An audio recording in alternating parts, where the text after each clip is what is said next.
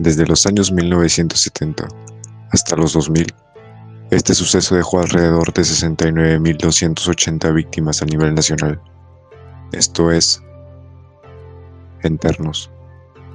Me presento, soy Sebastián Fernando y el día de hoy les tengo a un invitado especial, ya que es el primero, el señor Aquiles Bendezú. ¿Cómo se encuentra? Bien. Bueno, le invito a tomar asiento, por favor. Gracias. Bueno, tenemos entendido de que usted proviene del departamento de Huancavelica y que fue testigo de un atentado en la base de Ticrapo. Este acontecimiento dejó tan solo a unos cuantos sobrevivientes, dejó una gran herida en este poblado, herida que nadie borrará, de la memoria de los que en ese entonces lo vivieron. Este ataque militar fue planeado por Cholo Negro, quien fue un militar que tras sus 2 años de servicios obligatorios fue trasladado a Ticrapo. ¿Alguna vez usted sospecharía que un acontecimiento de tal magnitud ocurriría en su pueblo? No. Porque no, de esos tiempos era que podía suceder en cualquier momento. Era tiempo de sendero luminoso. Y el atentado a la base fue un 10 de septiembre, si no me equivoco, de 1988. ¿Qué se encontraba usted haciendo en ese momento? Bueno, en ese tiempo yo estoy estudiando. Y en la tarde, antes del atentado, teníamos un deporte. Estábamos jugando fútbol. Y a promediar las 6 de la tarde, ya cada uno se retiraba a su cuarto. Como eran estudiantes, teníamos un cuarto. Y de pronto, pues, 6:30, sumada casi las 7, se ve un rayo arriba de una torre eléctrica, como un rayo sale. ¿Y usted, a raíz de eso, llegó a temer por su muerte? ¿Pensó que tal vez le pasaría algo en ese momento? No, en ese momento no. Y en ese momento que prende el rayo, esa luz que fue una señal de que podían atacar la base de Ticrapo. En ese instante que hubo la explosión ahí en la torre, atacaron en Ticrapo, ahí la base. Entraron por la puerta principal, acribillaron a todos los soldados que estaban justo formados para pasar su rancho, con todos sus gamelos, lo cual lo encontraron sin armamentos.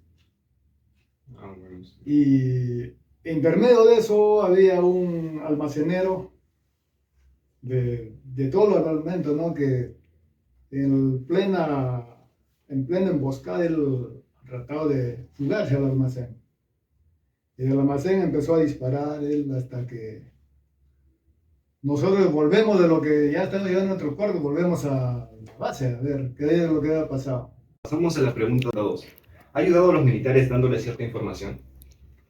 Información de que están los subversivos, sí, en varias oportunidades. Una fecha, estoy hablando de Ticrapo a 2 horas prácticamente caminando, un sitio llamado Canchina. Ahí incursionaron los terroristas.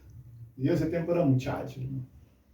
Pasaron la voz para poder reunirnos, que se reúnan con los senderos luminosos. Y agarré yo, como yo tenía preparación premilitar en mi de ellos, y en ese momento que el camino que es casi 2 horas a Ticrapo, yo logré echar 20, 25 minutos. O sea, usted se escapó. Yo me escapé, me fui corriendo a la base, porque eran mis amigos. Yo llegué a la base y busqué al teniente y el capitán me dijo, ¿y qué pasó en las sumas? Bueno, ahí están los senderistas, están en tal sitio. Ya, cámbiate, vamos. Uniformado, vas a montaña. Llegamos dentro de 1 hora y media más o menos, llegaba al pueblo. Llegamos, preguntamos a los señores que estaban ahí, que vivían, lo cual los señores de temor, ¿no? No, por acá no ha venido ninguno. Disculpe que le corte las palabras. ¿Usted sabía manejar armas? Sí. Y en una de esas, ¿usted llegó a defenderse utilizando armas? No llegué a disparar. Mientras Mientras estuve en el colegio no llegué a disparar, pero sí me enseñaron a disparar las armas. Se podría decir que los militares fueron los que le enseñaron a usted. Así es, los militares ahí nosotros nos instruían militarmente, instrucción pre-militar nos enseñaba a manejar las armas, qué tipo de armas podían manejar, calibre, todo eso. ¿Y a usted le llegaron a reconocer los militares como parte de, tal vez en ese momento, como parte de ellos? En ese momento yo era conocido con ellos, éramos prácticamente compañeros. A mí me conocían, yo lo conocía, ellos.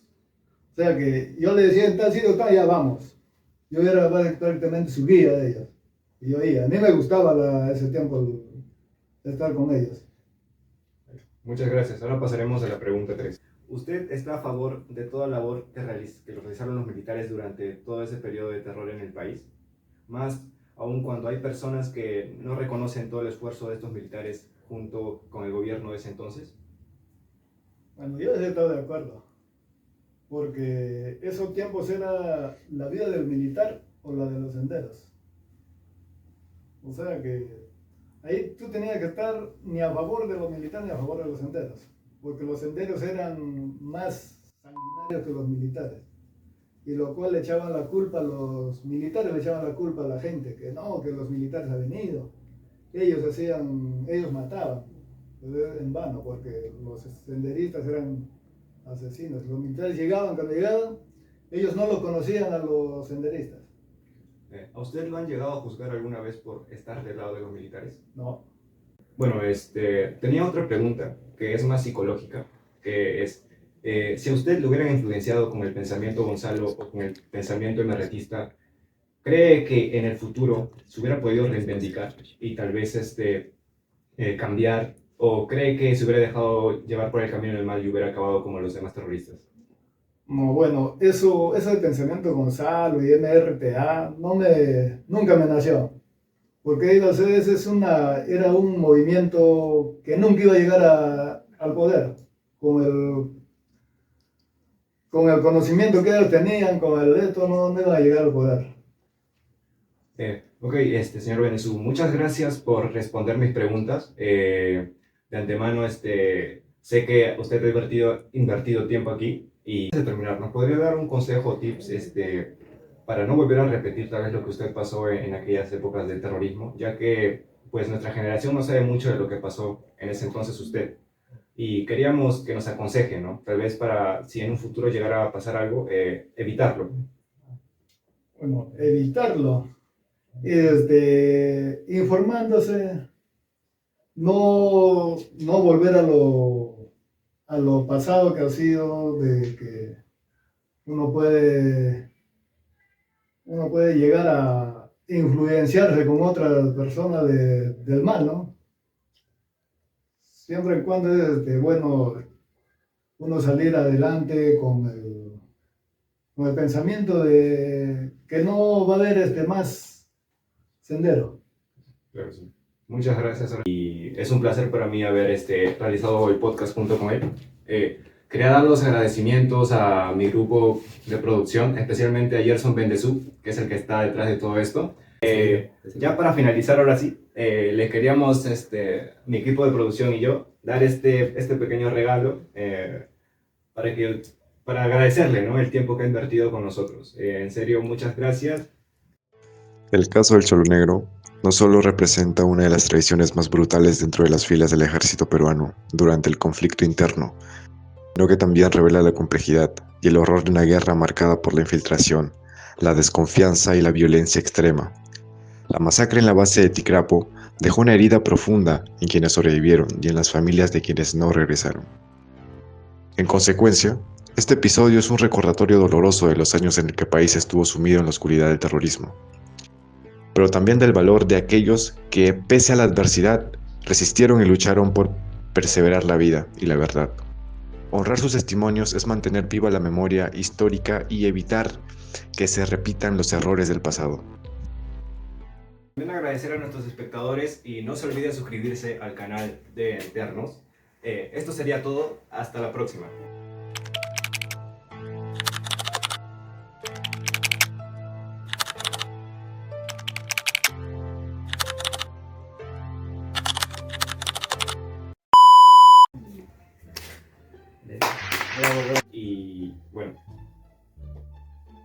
ahí voy a poner, ahí voy a hacer y también al equipo Blue Digital, que ellos son los encargados, pues, de la iluminación y de otros aspectos.